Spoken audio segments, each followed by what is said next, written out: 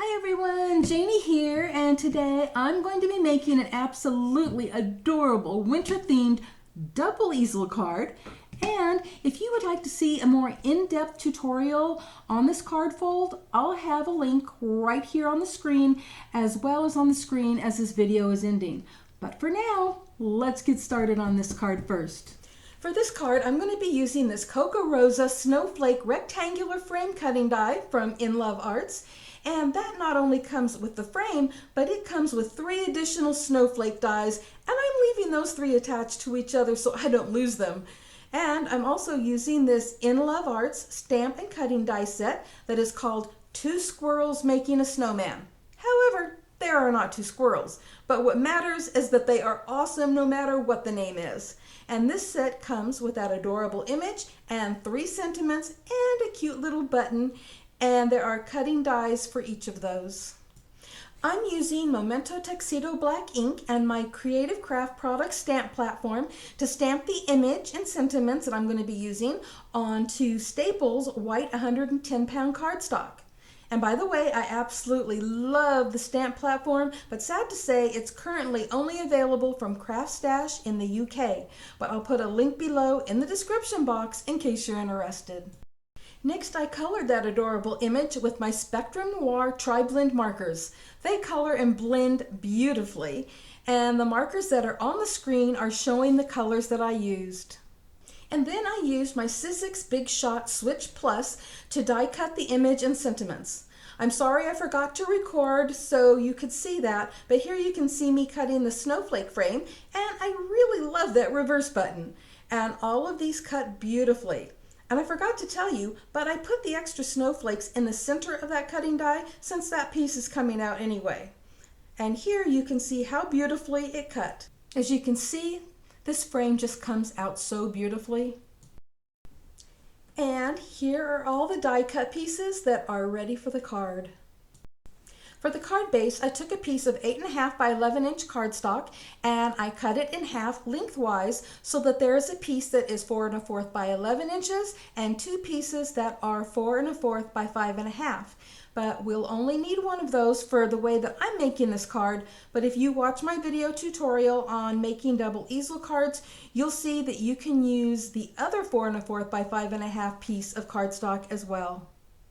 Next, using my Creative Craft Products paper trimmer and scorer, I am scoring the 4 1/4 by 11 inch piece of cardstock at 5.5 inches, which is the halfway mark, and then at 2 3/4 inches, which is the halfway between the center score line and the end.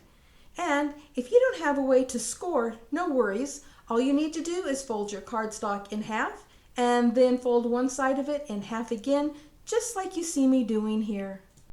And that's how you create the easel. And then when the time comes, that 4 1/4 by 5.5 inch piece will fit perfectly on the easel just like this.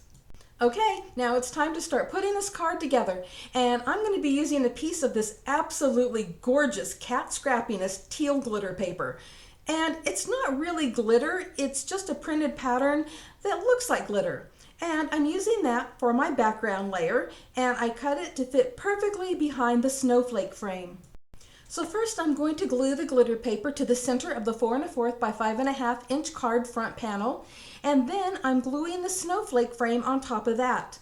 And because I don't have a fine tip glue bottle, I'll be putting my Beacon 3-in-1 around the edges and then using a spray adhesive to make sure that there is full coverage. And now that the background piece is done, it is time to add that adorable image, and I'm using foam tape to pop that up for a little dimension. Okay, now it's time to start putting this together. So we already have our easel card base here, and we are going to take our card front and glue it on there, and I'm just going to be putting glue right here on this part and nowhere else.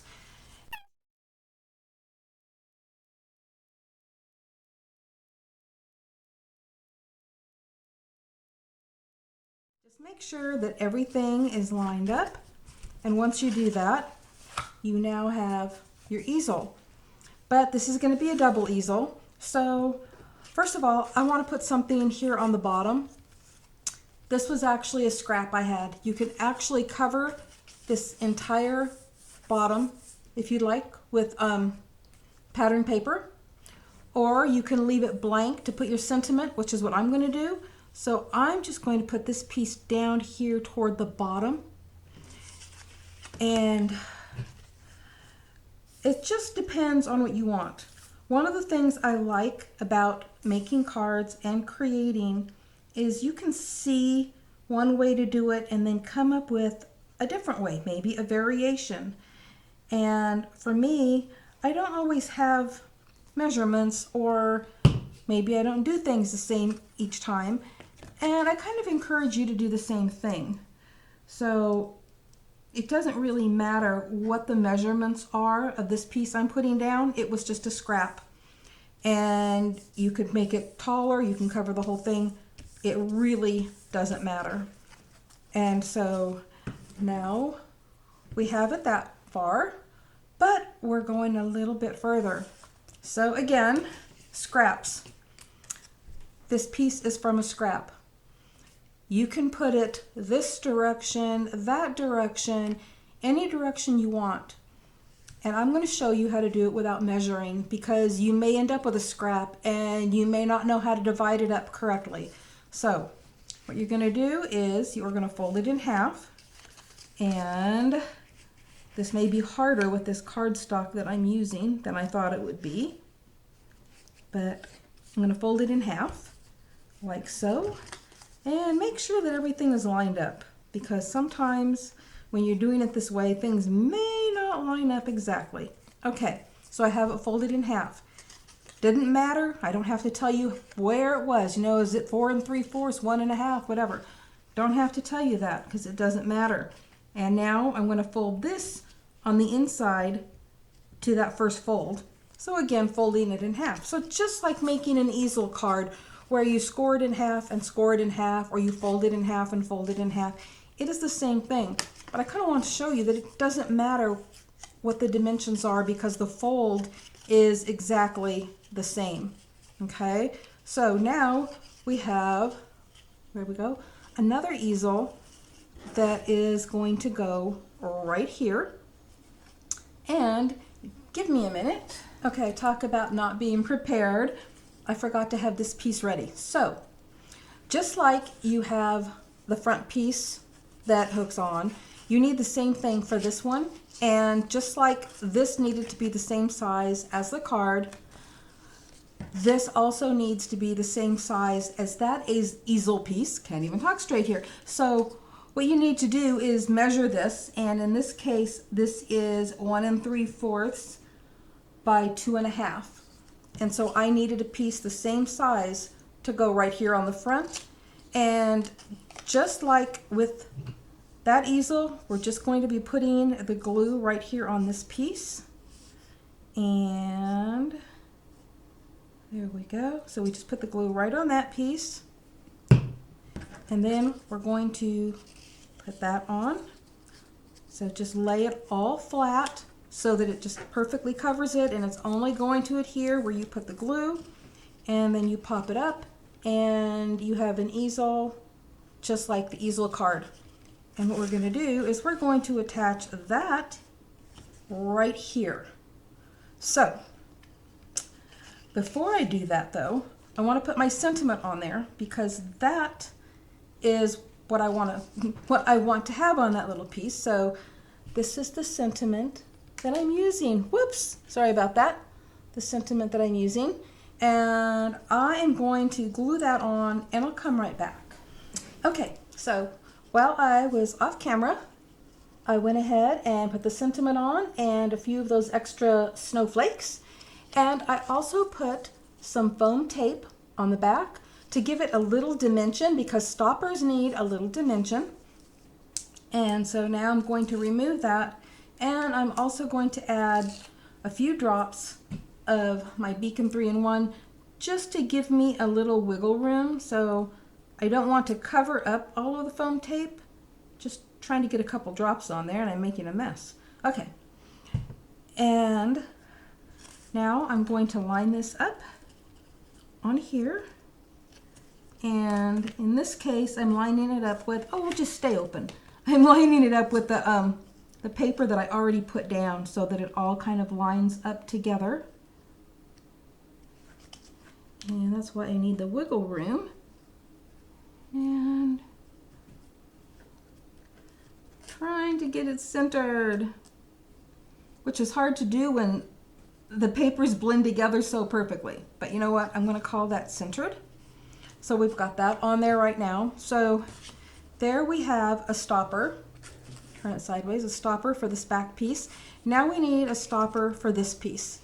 And I didn't cut it out earlier because I wasn't thinking I was going to use it, but this is a button that came with that set that you just, stamp the image and die cut it. And I've already put a piece of foam tape on the back. And so I'm just going to peel that off and, oh, come on, quit sticking to my fingers. Okay. I'm going to put a little drop of glue on here, even though I shouldn't need to. Come on. There we go. Okay. And we're going to open that up. I'm going to get it right where I want it. Trying to get it centered. And here's a side view.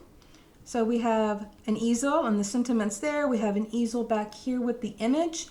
And right in here, I can stamp another sentiment and sign it. Or sometimes you can, put the sentiment here on the back. But I just like the way that I'm going to be doing it. So like I said, there's all kinds of options. This is what the card looks like. And then it all folds just like this. So it looks like there's space in there, but that's just because the card's not folded flat. But there is a little, from the foam tape down here at the bottom, but this should not have any problems mailing in an envelope with regular postage on it. So now I'll show you some pictures. I just wanted to quickly show you how easy it is to set that card up. And now you get to see the beautiful true color pictures of this card from every angle, and you'll notice that I added the Let It Snow sentiment to the front of the card because I forgot to add that earlier. Silly me. By the way, if you love any of the products that I've used, I will have links to them below in the description box, including a 25% off discount code to InLoveArts should you decide to shop there.